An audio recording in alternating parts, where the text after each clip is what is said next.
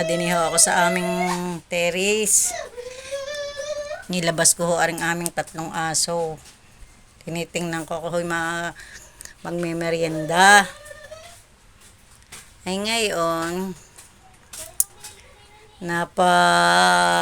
labas ako't natahol na naman po. Tingnan ninyo ang aming mga aso. Ari po.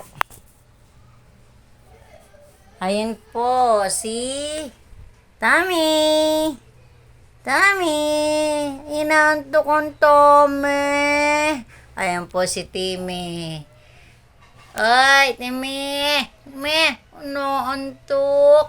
Ang milky. Ala, ang milky. Ari naman palang milky namin. Gising na gising. Ay, sus, lapit agad. Ayan, no, inaantok si Tami. Ayan. Nadidini po. Pakikita ko ulit sa inyo yung nabili kong saging sa aking kasamahan.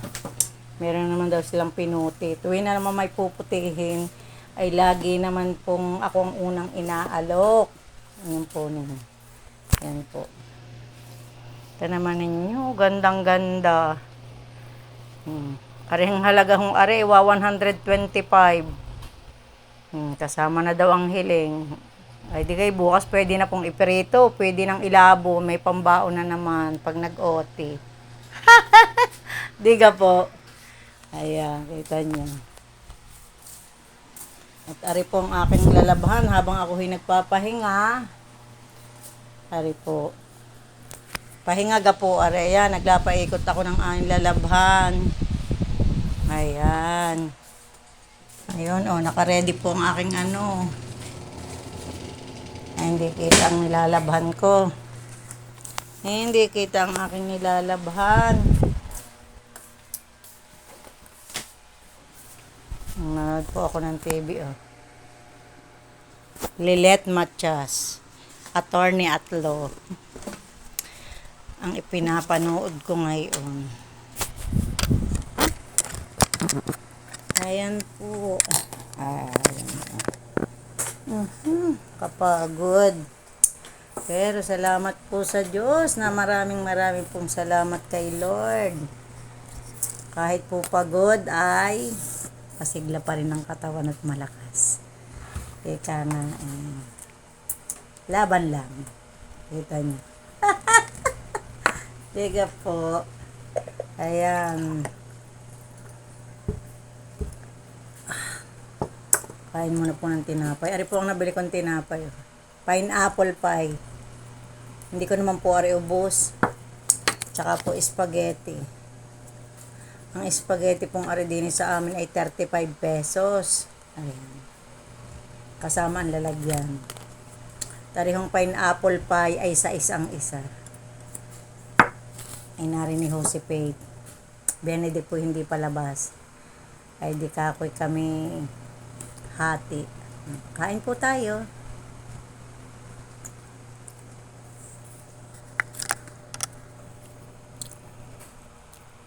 Haba po nagpapaikot ng damit.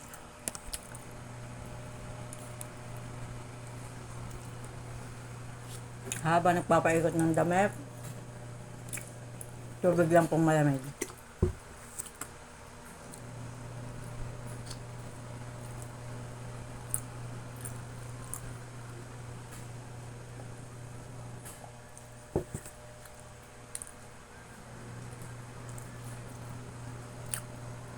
Ang sarap po, lambot.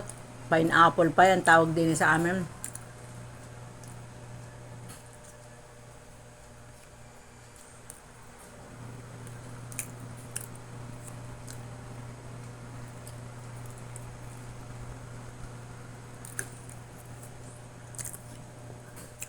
Po, isa ay busog na.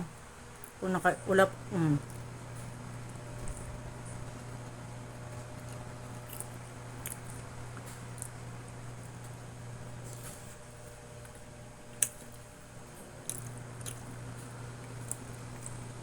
merienda muna po bago habang nagpapaikot ang damit at maya ay babanlawan na. Bukas sasampay ni Papa Ojit, ako po may OT. Madaling araw po babanlawan ko na.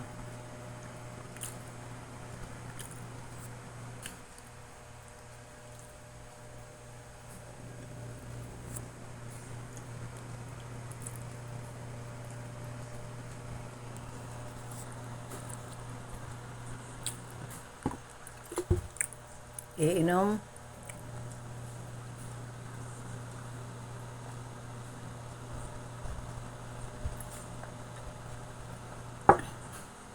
Busog. Huwag niyo nang pansinin ang aming kesame. At wala pa pong budget.